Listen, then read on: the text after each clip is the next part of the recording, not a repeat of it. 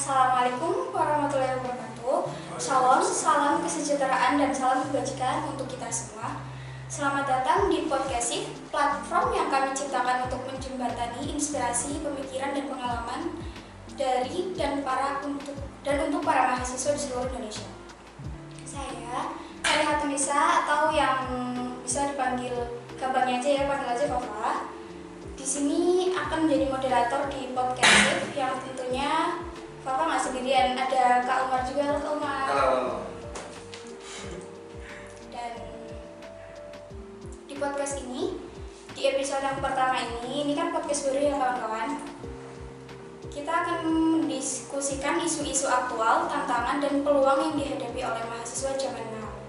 Dan menariknya kita juga akan mengundang berbagai narasumber yang berpengalaman untuk berbagai wawasan dan saran berharap kepada para pendengar. Tentunya bukan cuma pembahasan yang kaku dan bikin mudah-mudi ngantuk aja nih, tapi kita juga punya pembahasan konyol yang bisa nemenin hari-hari gabut kalian bersama tumpukan tugas yang gak ada habisnya itu. Tanpa basa-basi lagi, baiknya kita langsung to the point aja ya kawan-kawan. Oke guys, kita di sini kedatangan tamu narasumber dari Bang Zul ya. Silakan Bang Zul bisa memperkenalkan diri langsung. Oke. Perkenalkan, nama saya Muhammad Zulkifli Mustafa, bisa dipanggil Zul. Dan terima kasih kepada teman-teman IFED, Pak Presma dan pengurusnya telah mengundang saya untuk berdiskusi mengenai isu-isu aktual tentang mahasiswa. Saya pikir itu bisa ke depan menjadi suatu ruang dan etika kita bersama untuk menyebarkan kebermanfaatan bagi teman-teman mahasiswa. Ya, alhamdulillah dampaknya bisa seluruh Indonesia, minimal setidaknya Kota Semarang. Iya, ya gitu. Di podcast kali ini kan temanya kita itu kan tentang mahasiswa, membahas tentang sejarah dan kondisinya yang sekarang gitu Kak. Terus pertama, menurut Bang Zul sendiri, mahasiswa itu apa sih? Ya, kalau mahasiswa secara definitif adalah seseorang yang terdaftar di perguruan tinggi tertentu, entah sifatnya perguruan tinggi negeri atau swasta. Itu secara definisinya.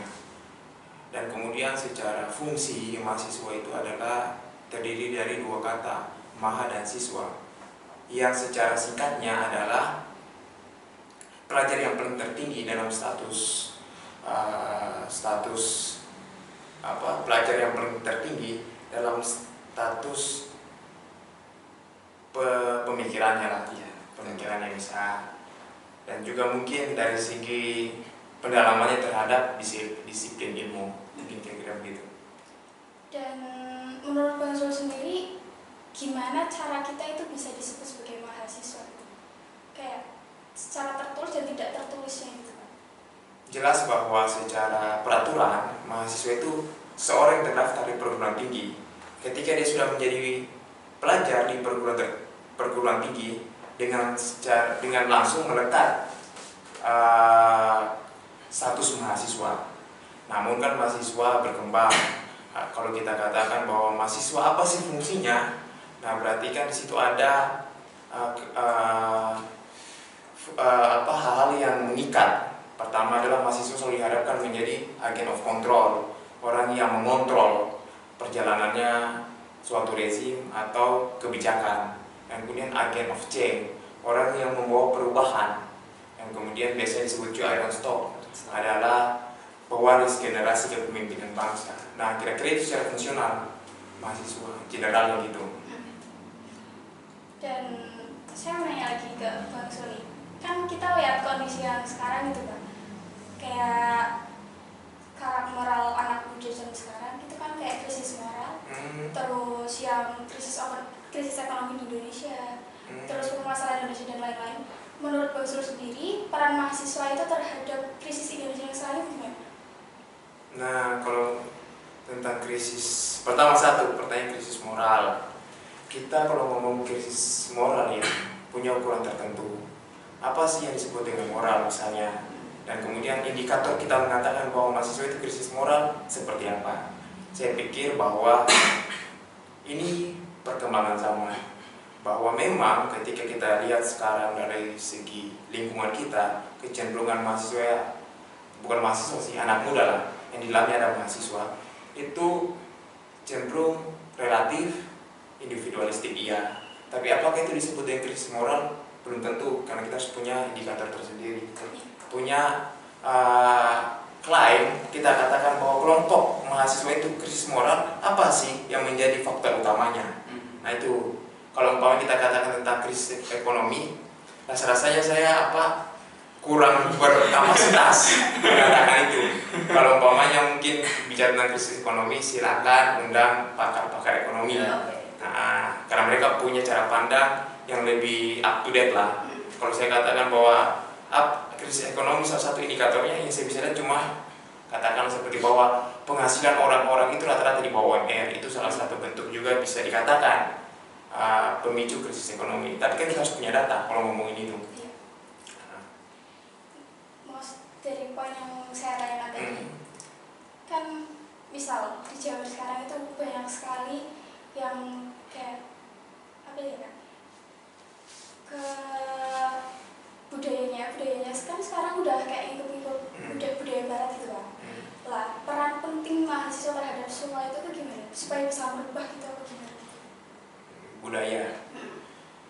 Di era reformasi ini, di era teknologi informasi ini kan, satu hal yang tidak bisa kita hindari adalah pertukaran informasi dari berbagai negara.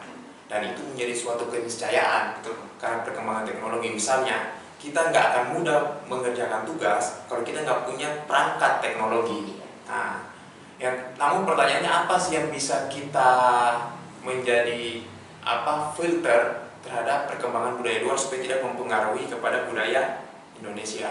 Ya tentu kalau positif bagus, tapi kalau negatifnya kan itu yang menjadi catatan kita.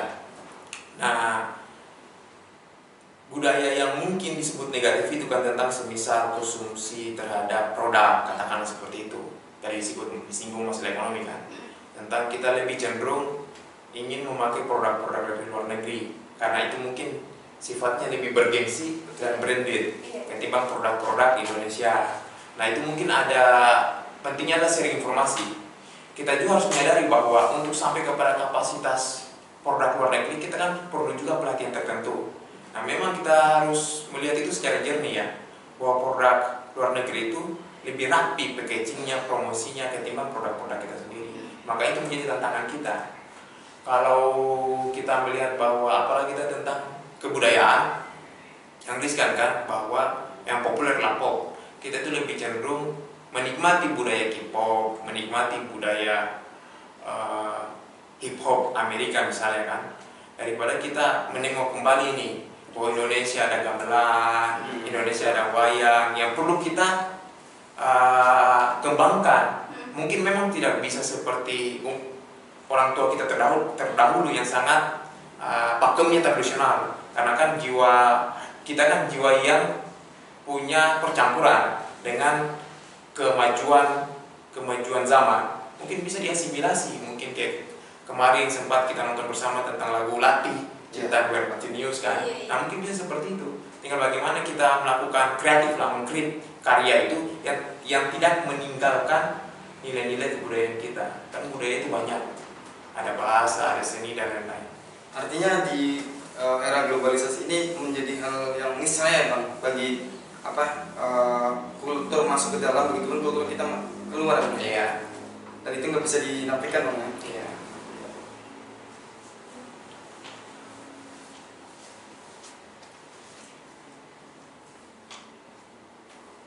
Tapi dari Bang Zul sendiri, sebelum kita jauh nih Mbak ya, saya pikir harus ada yang diceritakan dari Bang Zul sendiri.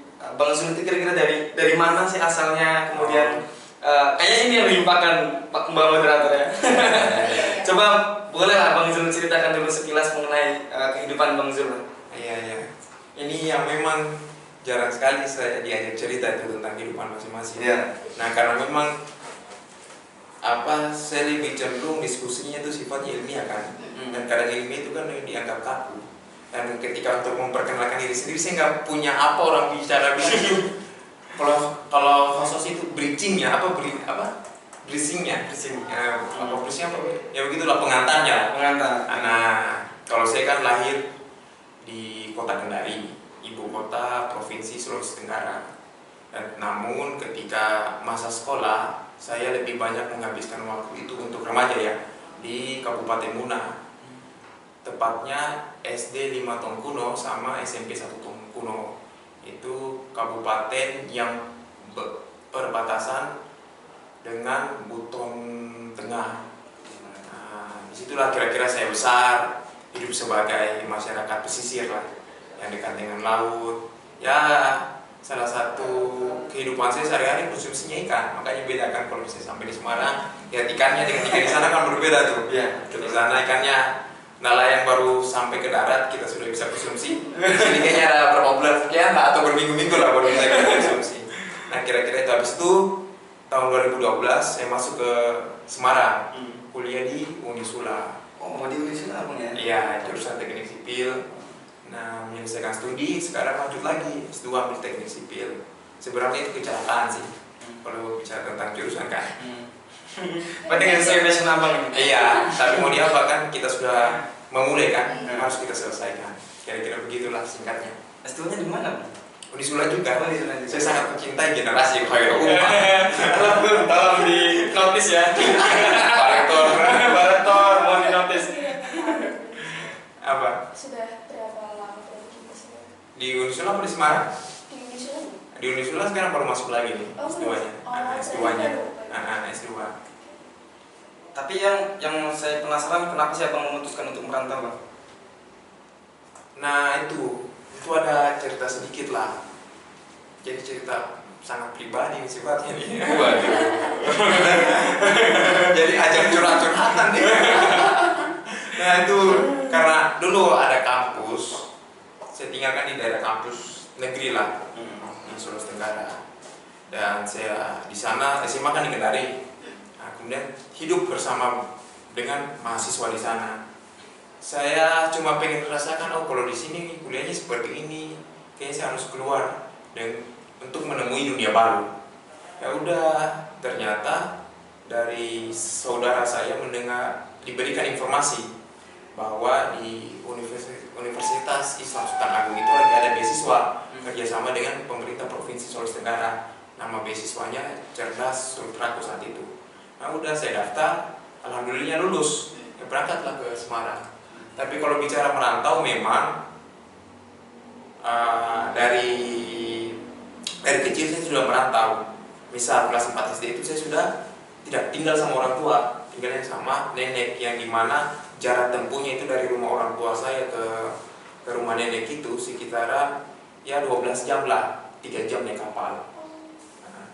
Jadi itu nggak di sekitar rumah itu? Iya, nggak bersama orang tua lah sejak SD kelas 4 sampai tamat SMP. Nanti setelah SMA baru tinggal lagi bersama orang tua. Jadi kalau ini tuh Bang, kalau persoalan rantau-merantau itu saya jadi ingat ini Bang, apa sih kalau nggak salah di bukunya Li Syariati itu apa katanya, sebenarnya hijrah dalam peristiwa Nabi dari Mekah ke Madinah itu hijrah itu Bang tidak hanya dimaknai sebagai Nabi pindah dari Mekah ke Madinah itu toh, tapi ada nilai-nilai yang bisa kita ambil di sana. Katanya sih di dalam buku itu seseorang jika ingin lebih baik maka harus pergi beranjak dari tempat tinggal dia gitu. Iya. Nah dalam konteks kami yang merantau Bang. Iya betul. Kalau tidak salah ya dari Imam Syafi'i itu mengatakan jika kamu ingin memperhalus jiwa dan budi, memperhalus jiwamu dan melatih budimu, maka merantaulah ke tempat yang lain. Kalau tidak salah Imam Syafi'i ya. Bahkan itu bisa dicek kali ya Bang ya. Kayaknya nggak ada tuh tokoh besar yang dari hidup sampai mati di satu tempat itu Bang. Nggak mungkin kayaknya Bang. Ya kalau sependek pengetahuan saya kayaknya nggak ada deh. Iya. Yang menetap di daerahnya tidak melakukan migrasi pemikiran lah. Nah kan kita sekolah ini kan migrasi pemikiran. Jadi mencoba untuk mencari pengetahuan dari apa yang tidak kita temukan di daerah asal kita masing-masing.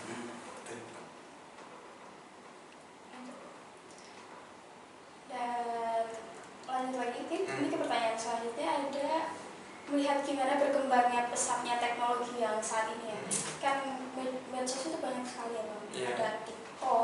Instagram sekarang udah mulai banyak banget kayak gitu. Menurut Bang Zul, apa aja tantangan yang dihadapi oleh aktivisme mahasiswa di era digital saat ini? Kalau saya melihatnya dulu ya, melihatnya itu kayak suatu masalah. Tapi sekarang melihat perkembangan ternyata ada pergeseran tuh. Pada pergeseran bagaimana kita melakukan kontrol terhadap pemerintah yang lebih efektif. Mungkin teman-teman masih ingat kasus Bima yang di Lampung. Ya, dia kan melakukan kritik terhadap pemerintah Provinsi Lampung tentang banyaknya jalanan yang rusak. Melakukan dengan cara yang kreatif, kemudian direspon oleh pemerintah yang kelihatannya represif, dan kemudian dia mencoba untuk melawan juga, sampai pada titik ya mendapat perhatian. Pertama mendapat perhatian publik, kemudian mendapat perhatian pemerintah. Nah, itu yang menjadi efek apa yang positifnya, bahwa sosial media bisa menjadi ruang tersendiri untuk melakukan kritik terhadap pemerintah, tapi tetap saja jelas sasarannya apa, basis datanya apa, basis argumentasinya seperti apa. Kalau tanpa itu ya rasa-rasanya akan menjadi obrolan atau kata-kata yang di ruang yang semu saja. Tapi kalau umpamanya punya basis yang saya sebutkan sebelumnya, mungkin bisa menjadi hal yang positif terhadap perkembangan kemajuan. Mungkin kan kita bisa melihat dari infrastruktur, mungkin ada yang bisa ingin melihat dari segi ekonomi, mungkin ada yang melihatnya mungkin dari sosbud, sosial budaya, dan lain-lain. Nah, kalau bicara negatifnya banyak, tapi bicara negatif positifnya juga banyak. Yang menjadi perhatian kita bagaimana sosial media ini kita create, seperti Presiden Yvette itu melakukan melakukan diskusi melalui TikTok kan, memberikan edukasi tentang pacaran yang sudah lakukan studi aplikasi kan nggak apa-apa sebagai ruang, karena jika teman-teman mungkin pernah baca buku yang ini berbicara itu ada seninya, siapa yang orang Korea itu kan, Suyang, yang menyampaikan bahwa jika ingin merubah hidupmu, maka rubahlah cara berbicaramu. Maka penting bahwa public speaking juga perlu kita latih, dan mungkin bisa menjadikan sosmed ini sebagai platform latihan untuk public speaking, dan kemudian menambah gagasan imajinasi lah tentang alam semesta. Berarti rasanya sulit untuk menyalahkan perkembangan digital ya? Ya, digital kita nggak bisa menafikan perkembangan itu. Misalnya, siapa sih saat ini orang yang betah keluar tanpa HP? Ya bisa. Ya itu kan salah satu faktor digital yang sangat mempengaruhi kita. Sekarang lagi pertanyaan kedua, hampir tiap-tiap dari kita setelah bangun tidur, hal yang pertama kita lakukan cek notifikasi komunikasi kita, baik WA, Instagram, dan lain-lain. Bahkan sebelum tidur begitu pun juga. Jadi kita nggak bisa terpisahkan dari teknologi sekarang. Berarti pada akhirnya harus kembali pada sejauh mana kita mampu mengontrol diri kita, Bang? Iya. Semua kan harus ada self mechanism, mengontrol diri terhadap apa yang terjadi di lingkungan kita, termasuk apa yang menjadi perangkat kita, misal HP dan lain-lain. Oke. Dan kalau membahas zaman yang sekarang ini, zaman yang makin tua ini ya, kan kita lihat juga kayak anak-anak itu sekarang itu, yang kasus mahasiswa sekarang banyak yang mahasiswa bunuh diri, terus banyak juga yang katanya kena pelecehan seksual kayak gitu, terus yang sampai ada yang membunuh orang. Itu menurut pendapat Bang Zul sendiri itu gimana? Ya miris sekali lah kalau umpamanya itu yang dilakukan oleh mahasiswa. Ya sekarang kan kita kembali lagi kepada tatanan pendidikan kita. Hal seperti itu tidak bisa saja kita menyalahkan pada mahasiswa itu sendiri, nggak boleh. Maksudnya bagi saya nggak fair lah, karena kan ada serangkaian kehidupan yang membentuk karakter yang mungkin kita katakan saat itu ya karakternya berbahaya kan. Kita melihat bagaimana pendidikan di dalam rumahnya, bagaimana pendidikan sejak SD, bagaimana lingkungannya. Ya, apalagi lingkungan sangat penting. Nah, makanya yang kalau isu masalah tentang pelecehan seksual dan segala macam, memang kita harus akui bahwa di keadaan bangsa kita itu memang terjadi degradasi moral. Hal yang seharusnya tabu, yang tidak boleh kita lakukan, rasa-rasanya lebih mudah kita lakukan sekarang. Ya, itu memang yang, ya kalau saya lihatnya bagaimana kualitas obrolan kita lah. Bagaimana kita tahu apa yang menjadi hal yang pantas untuk dilakukan dan apa yang tidak boleh kita lakukan. Dan kalau kita katakan bahwa semua orang di muka bumi ini suci, enggak juga. Kecuali kita jadi malaikat. Hanya beruntungnya masing-masing dari kita itu aibnya nggak dibuka. Nah itu beruntungnya. Itu konkret bang. Beruntungnya kita coba semua aib kita dibuka kan, dunia mungkin chaos. Tapi kadang ada orang yang sengaja malah membuka aibnya sendiri. Gitu. ya berarti dia punya kebanggaan yang apa? Yang punya gangguan sih. Kan banyak orang itu bisa lihat juga betul bahwa membuka aibnya itu kan kita aja melakukan hal yang buruk itu kan pasti ada di batin itu yang bergejolak tuh. Malu kan terhadap diri sendiri, apalagi membongkar kepada orang lain. Ya begitulah, itu yang disebut tadi degradasi moral sekarang. Karena ya memang sih bang, bahwa apa ya, saya pikir suatu peristiwa terjadi itu sebagai dampak dari peristiwa-peristiwa, rangkaian peristiwa sebelumnya, sering kali begitu bang. Makanya kalau kata Alfred Adler itu nggak ada yang namanya kebetulan. Ya. Dia gambarkan seperti misalkan semua tuh sebagai dampak dari peristiwa lain dan semua dalam kesadaran. Misalkan saya nyenggol kamu pas kamu minum kopi, terus kamu nyiram muka saya pakai kopi itu. Nah, terus kamu bilang nggak sengaja, refleks. Nah pertanyaannya adalah bagaimana jika yang di tanganmu itu bukan kopi melainkan pedang? Apa kamu bakal masuk saya? Kan enggak. Berarti yang kamu lempar kopi itu berdasarkan kesadaran. Nah, kira-kira begitu lah. Sama dengan analogi yang klasik lah. Mungkin teman-teman sudah dengar. Diibaratkan pisau dipegang oleh penjahat dan kemudian koki. Kalau koki yang memegang itu bisa menyajikan makanan enak bagi tamunya. Tapi kalau pembunuh mungkin barangkali penjahat mungkin barangkali bisa memakai itu untuk membunuh tamunya. Ya artinya semua hal itu pasti akan ada dua sisinya, seperti ibarat dua mata koin. Ada sisi positifnya, ada sisi negatifnya. Tergantung usernya, penggunanya, dia mau pakai untuk apa.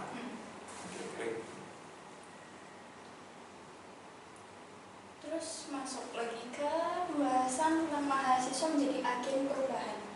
Terus saya mau minta tips dari Bang Zul sendiri, gimana cara jadi mahasiswa yang dapat membawa perubahan baik gitu.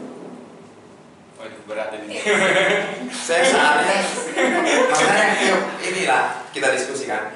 Saya belum punya juga grade untuk mengatakan bahwa mahasiswa itu membawa perubahan, karena di zaman saya tidak memberikan perubahan signifikan lah. Dan kalau yang ngomong itu angkatan 98 kan. Ya mungkin mereka punya kapasitas untuk ngomongin itu karena terasa sampai sekarang gerakan reformasi. Nah tapi saya melihatnya gini ya, kalau tentang perubahan yang besar itu tidak akan pernah tercapai tanpa melakukan perubahan-perubahan kecil. Sepakat. Kita nggak akan sampai di perubahan besar. Misal katakanlah Republik Indonesia itu merdeka, perjuangan itu dari abad ke-14an, dari sejak zamannya Sultan Agung, katakanlah seperti itu. Kita merasakan kemerdekaan setelah awal abad 20. Zamannya Soekarno, berapa rentang itu, ada 6 abad masa perjuangan itu. Nah kalau kita bicara tentang gimana sih letak kebangkitannya itu, ya bisa kita katakan di dua momentum berdirinya Budi Utomo yang bicara tentang pendidikan, ekonomi, dan sosial, tapi belum bicara politik. Habis itu masuk kepada momentum Sumpah Pemuda 1928, ngomongin tentang bagaimana kita bermartabat, bisa memerdekakan Indonesia dengan sumpah yang kita kenal 3 poin tersebut. Nah habis itu puncaknya pada 1945. Nah begitupun juga tentang mahasiswa. Saya hanya ingin menyampaikan prinsip-prinsipnya aja. Kalau bicara tentang tips-tipsnya, rasa-rasanya nanti coba diskusi sama teman-teman angkatan 98 lah. Bahwa kita itu tidak akan pernah terlepas, apapun perjuangannya, dimanapun dan siapapun dan di level apapun, tidak akan terlepas dari 3 hal: membaca, berdiskusi, menulis. Kalau Cokro Aminoto itu bilang kan bahwa untuk menjadi seorang pemimpin terbaik, harus mampu menjadi seorang orator yang ulung, kemudian mampu menjadi penulis yang baik. Nah, berarti kalau kita ngomong tentang orator, ada latihan diskusi, dialektika kalau bahasa kaum intelektual kan, intelektual lah. Ada dialektika kan, ada diskusi sehingga menjadi orator yang ulung lah. Habis itu ketika setelah menjadi orator, kemudian menjadi seorang penulis. Dia menyampaikan hal-hal yang perlu dilakukan, hal-hal yang perlu dikritisi. Nah, saya pikir itu, dan kemudian tetap mengorganisir massa. Demi apa? Demi tujuan untuk bersama. Kalau kita bicara tentang republik, ya tujuannya untuk menjawab cita-cita kemerdekaan yang termaktub dalam pembukaan Undang-Undang Dasar. Nanti itu jadi PR kawan-kawan. Tapi saya sangat sepakat sih Bang. Saya tertarik dengan kalimat Abang bahwa perubahan besar itu selalu diawali dengan perubahan kecil, Bang. Karena ya kalau kita cek kemerdekaan misalkan, kemerdekaan itu nggak tiba-tiba datang dari langit. Ada perjuangan yang panjang sebelumnya, Bang. Mulai dari zamannya misal Pangeran Diponegoro, Imam Bonjol, Tengku Umar, sampai zaman jurnalisme ya. Masuk zaman jurnalisme, pembentukan organisasi STI, terus Stovia dan sebagainya. Itu kan maksudku ada perjuangan panjang di baliknya gitu. 98 pun nggak demo satu kali terus langsung turun sehari, kalau ada demo-demo kecil di balik itu. Gitu. Makanya saya pernah baca itu bahwa perubahan besar terjadi apabila setiap orang melakukan perubahan kecil di sektor yang bisa dia gapai. Gitu. Buat tambahin aja Kak, aku pernah baca buku terus ada sepenggal kalimat yang bilang setelah kayak gini, kayak kamu soal-soalan mau naklukin hal-hal besar padahal kamu ngadepin moodmu sendiri aja nggak bisa. Gitu. Dia kayak gitu.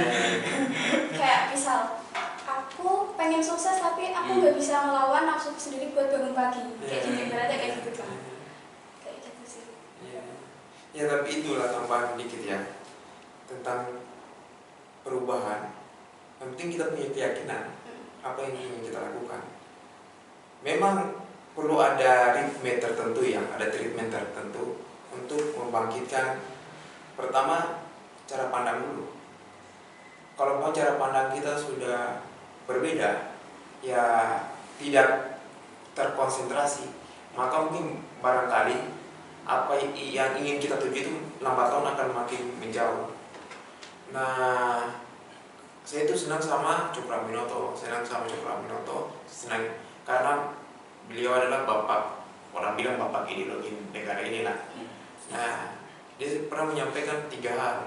Yang pertama dia sampaikan, pertama sepintar-pintarnya ilmu, semurni-murninya tauhid. Yang kedua setinggi-tingginya ilmu. Yang ketiga sepintar-pintarnya siasat. Nah, siasat itu apa? Ya setiap hal. Yang pertama dulu lah tentang tauhid ya.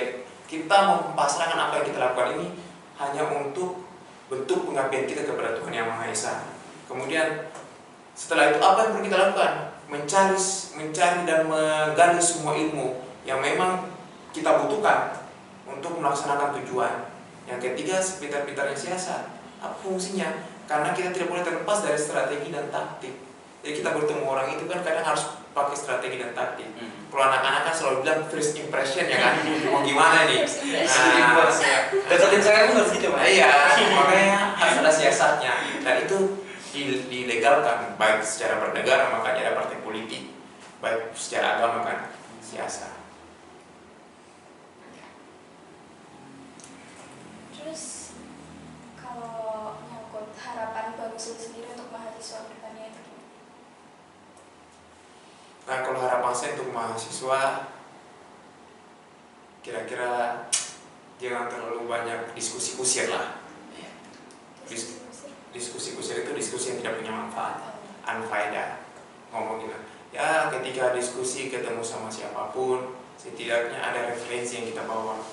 Dan tidak saja referensi itu, apa yang menjadi apa yang menjadi evaluasi atau kajian terhadap referensi tersebut. Jadi tidak menghadapkan buku hanya membawa pikiran dari buku tersebut, tapi menggali lagi, membuat mengolah lagi sesuai dengan konteks yang sekarang.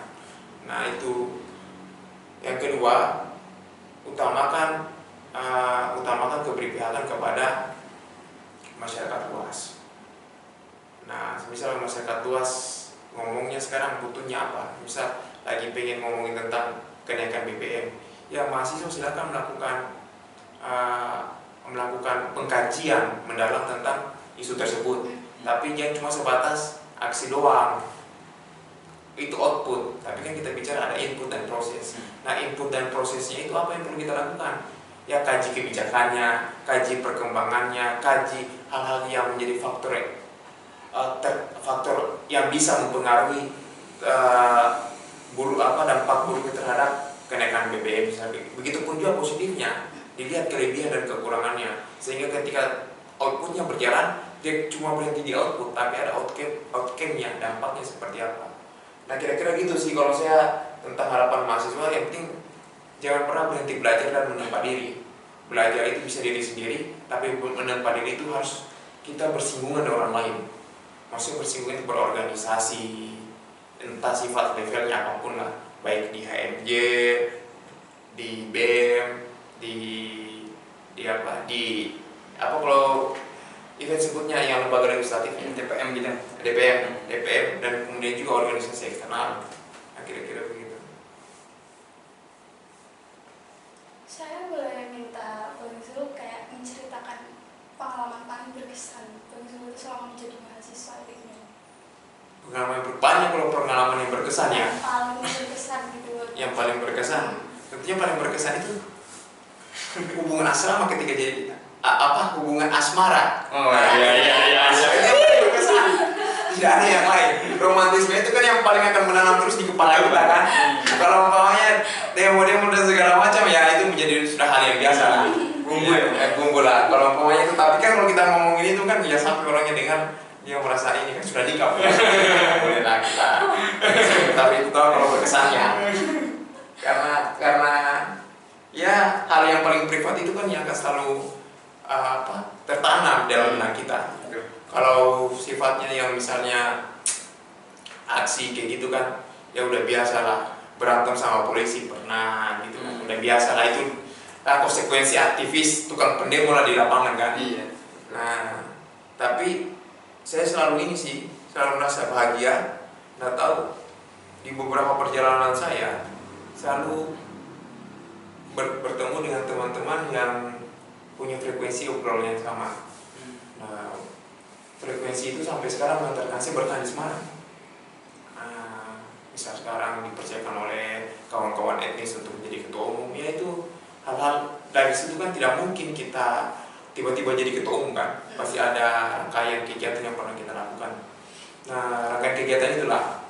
Tetap yang paling berkesan itu bukan substansinya, titik kulminasinya di diskusi. Nah, kira-kira gitu. Kalau boleh tahu abang ketua umum di organisasi mana? Forum Persaudaraan Antar Etnis Nusantara. Atau IG-nya apa bang kalau boleh tahu bang? Forum Perantara. Forum Perantara di follow. Nah, sekarang saya balik bertanya kan. Saya Ini, Bapak sama Mas Umam, Isma.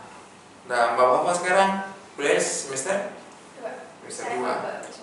Ada semester. Ya, luar biasa lah, sudah mau untuk terlibat kan dalam kegiatan-kegiatan seperti ini. Nah, pertanyaan saya Mbak, apa harapan Mbak selama menjadi mahasiswa? Katakanlah 3 tahun kan akan jalani.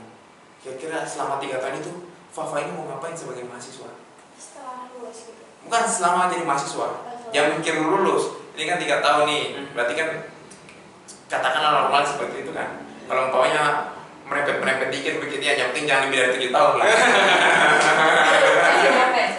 Kira-kira selama menjadi mahasiswa itu apa hal yang ingin Fafa lakukan? Yang pertama itu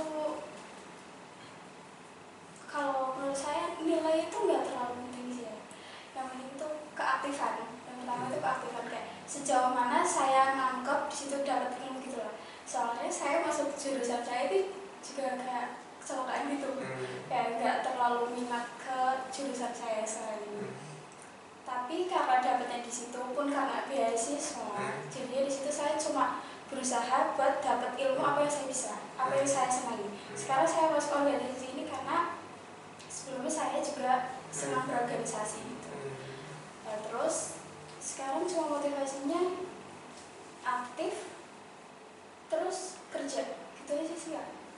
berarti kerja selama jadi mahasiswa apa? Maksudnya kerja ini kerja organisasi apa kerja profesi? Kerja profesi. Iya.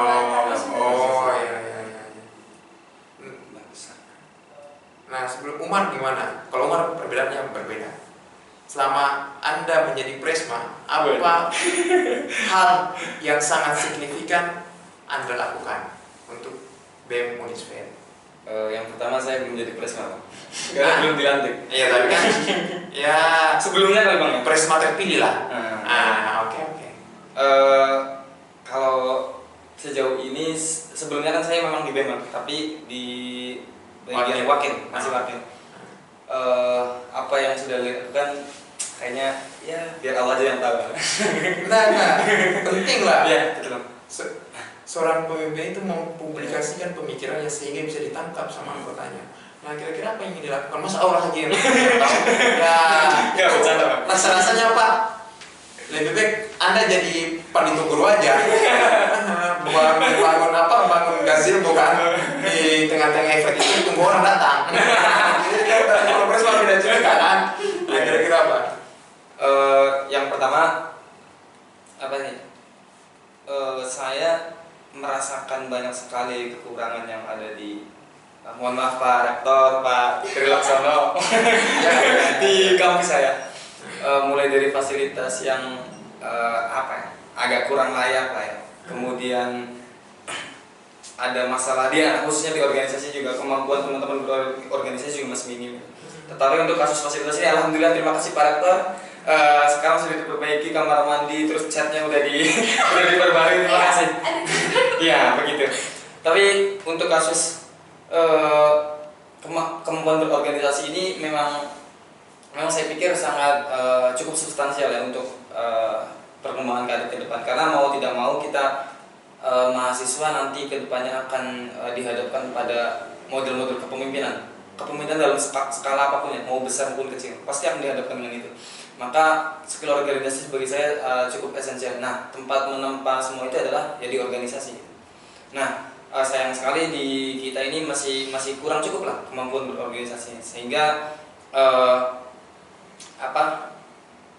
sebisa mungkin saya mendorong kawan-kawan untuk melakukan beberapa hal untuk meningkatkan profesionalitas berorganisasi, kayak semacam ayo teman-teman hima upgrading, teman-teman dari fakultas khususnya unit sendiri, dan kemungkinan nanti akan di tahun ajaran baru ya, pas maba datang nanti ada training akbar. Nanti isinya itu muatan materinya tentang skill-skill keorganisasian, kesekretariatan dan sebagainya, banyak kan. Nah tadi ditunggu aja teman-teman. Kemudian ya sempat kawal juga beberapa kasus Bang. Kasus kayak kekerasan seksual, kemudian kasus fasilitas yang tidak layak, kemudian kasus kekerasan fisik yang dialami mahasiswa yang dilakukan oleh kakak tingkatnya.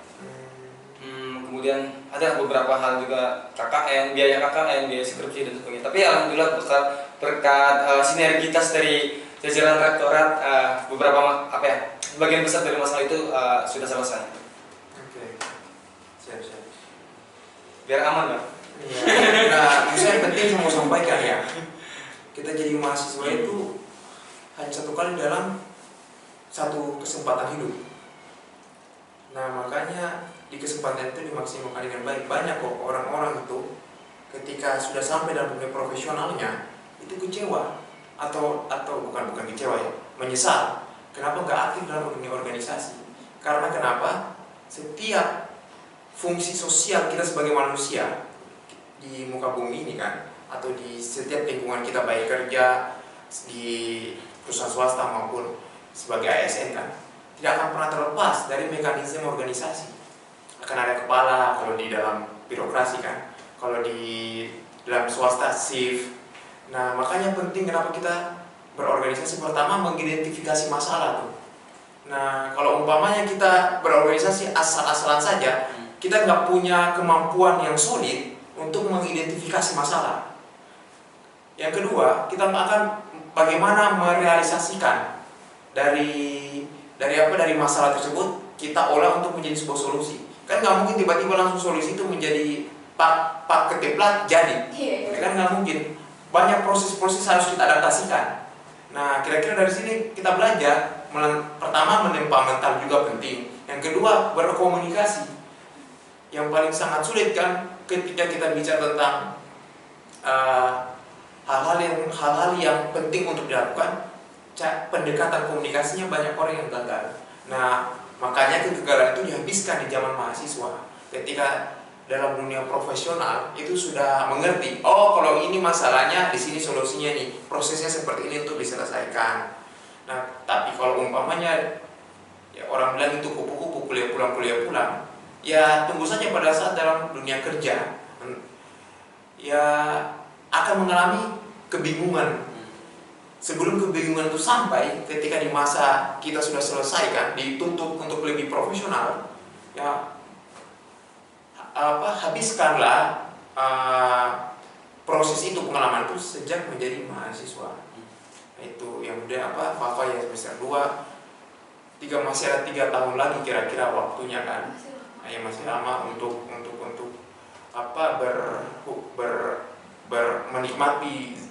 menikmati masa-masa mahasiswa. Nah, masa-masa mahasiswa itu dihabiskan dengan apa?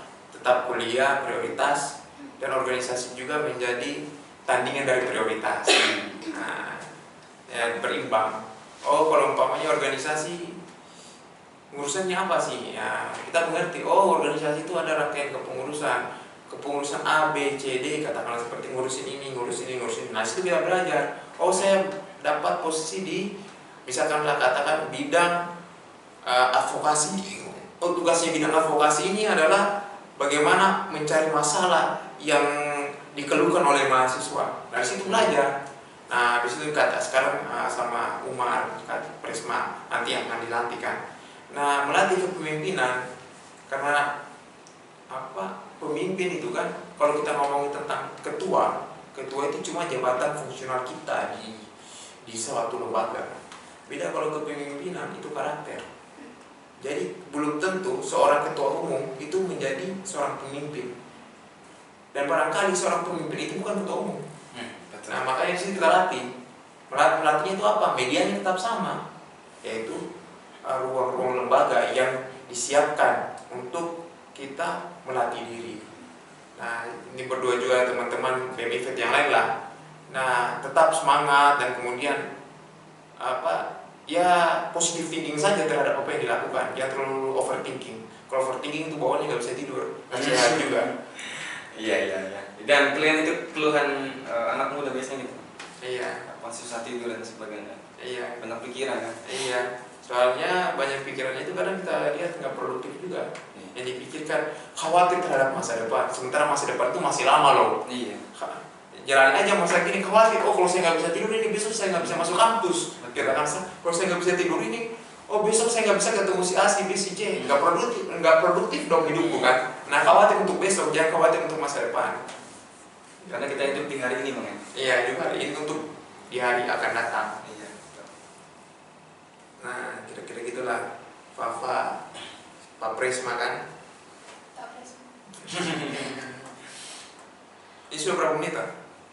Jangan berapa menit? Sudah lama nih, Bang. Oh, nambah 30. Oh, itu sudah 30 menitan. Cepat juga ya. Terserah. Mau nanya kemana? Untuk konsul sendiri, saya boleh curhat sedikit ya, Bang? Iya, silakan. Minta solusinya. Iya, silakan. Saya kan masuk ke, ya saya masuk kuliah, itu kan gantian. Apa tadi? Gantian 2 tahun istirahat dulu. Oh, iya. Telat masuk. Nah, di situ saya masuk karena dijanjikan dapat beasiswa seperti itu. Tapi pas saya masuk ternyata saya nggak dapat beasiswa. Itu beasiswa yang KIP kuliah. Nah, kan di situ kan karena saya masuknya juga berarti orang tua saya kan kesulitan, belum terlalu mampu untuk membiayai. Nah, pas di situ saya udah menempuh 1 semester dan ternyata beasiswanya nggak jadi turun gitu loh. Nah, kan di situ saya juga kasihan ke orang tua, tiap bulan mau minta uang juga nggak enak gitu kan. Di situ tuh saya sempat kepikiran mau berhenti kuliah gitu kan. Tapi sama orang tua saya diginiin kayak, kamu masih pengen kuliah apa enggak? Kalau kamu masih pengen, intinya di rumah tuh tetap dimampu-mampuin gitu. Tapi kan saya nggak tiga itu, saya juga anak pertama, adik saya 3 gitu loh. Jadi saya mau minta solusi gitu dari Bagus untuk baiknya gimana? Jangan pernah menyerah sama kesulitan sih, karena semua akan ada jalan keluarnya. Yang penting jangan menyerah. Kalau umpamanya misal tentang KIP dan segala macam, ya lihat dulu prosedurnya seperti apa. Nah, kalau umpamanya tentang keadaan di rumah dan segala macam, ya didoakan semoga di rumah juga rezekinya juga bertambah dengan baik. Tapi satu hal, siapa Pak, bahwa tidak ada mahasiswa itu yang mati kelaparan. Itu yang penting. Kalau kita bicara susah, jangankan kamu, anaknya orang kaya pun juga yang kuliah itu susah juga. Setidaknya mereka susah karena kebiasaan hidup mereka terfasilitasi. Ketika sampai di sini harus hidup mandiri, mereka kesusahan juga secara mental. Jadi semua punya kesusahan dengan skupnya masing-masing. Nah, kalau saranku jangan pernah menyerah. Apapun kesulitannya, yang penting masih ada semangat tuh. Saya pengen selesai kuliah, ya caranya sambil jalan cari beasiswa lain kan bisa. Beasiswa tidak KIP saja, ada beasiswa lain. Ada beasiswa misalnya katakan ada perusahaan swasta, ya dicari apa sih syarat beasiswa. Rata-rata syarat beasiswa kan minimal IPK 3, ya dipersiapkan untuk akses beasiswa yang lain. Yang kedua, caranya bisa juga untuk kehidupan sehari-hari itu kan, ya sekarang kan sudah zaman e-commerce. Nah bisa bangun sambil buka usaha e-commerce, lakukan apalah. Akses modal juga sudah lumayan terbuka sekarang. Yang penting semangat. Tergantung kita, kalau umpamanya kita menyerah sama keadaan, kita itu nggak akan kemana-mana. Saya jadi ingat ini Bang, apa sih kata Cak Nun atau apa sih, apa Gus Bah saya lupa ini. Pas seringkali kita takut terhadap hal-hal yang sifatnya kebutuhan dasar Bang. Padahal kalau kita masih takut lapar untuk hari besok kan, kayak kita nggak punya Tuhan aja. Iya itu Pak, saya Sujiwo Tejo tuh. Oh iya Sujiwo Tejo. Yang pernah kata Sujiwo Tejo, orang yang khawatir besok tidak makan sama saja menghina Tuhan. Ya itu Bapak, tidak ada hal yang mudah di muka bumi ini, karena kita sedang dalam ujian karena ekonomi itu satu, ada orang ujian yang beda lagi. Iya. Itu. Dan berorganisasi ini menjadi langkah kita untuk mengupgrade diri, untuk mengembangkan diri. Ya, pertama kan kemampuan kita dalam menilai masalah, satu kemampuan kita membicarakan atau menyelesaikan masalah, itu kemampuan kita untuk beradaptasi dengan orang-orang sekitar. Banyak yang dipelajari dari berorganisasi itu penting sekali. Ya terakhirlah, proses tidak akan pernah mengkhianati hasil. Tergantung prosesnya apa. Kalau prosesnya terlalu banyak makan waktu yang nggak efektif, ya lama juga akan sampai kepada hasil. Betul. Dan hasil tidak akan pernah mengkhianati proses. Jadi tukar-tukar aja kayak gitu.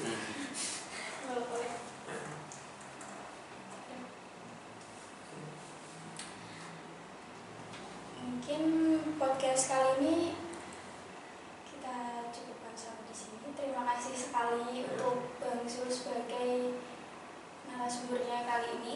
Kita bisa dapat wawasan banyak sekali ya Bang dari beliau ini. Saya yang komunikasinya masih belibet kayak gini, mohon dimaafkan sekali ya Bang. Terus juga terima kasih untuk Kang Umar yang udah nemenin di sini. Terima kasih juga untuk para pendengar sama teman-teman di balik podcast yang udah ikut serta di sini. Itu Kak, ada tambahan Kak? Cukup.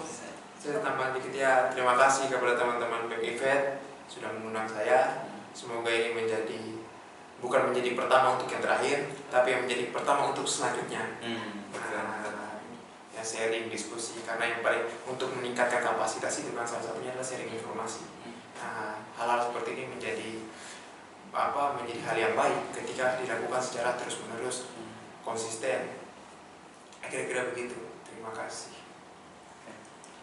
Dan untuk episode-episode selanjutnya ini kita bisa menyuarakan isi hati pendengar juga ya Kak? Boleh. Boleh. Kemana? Pendengar tuh bisa kayak DM gitu. Bisa. DM baik Instagram dan event_smg.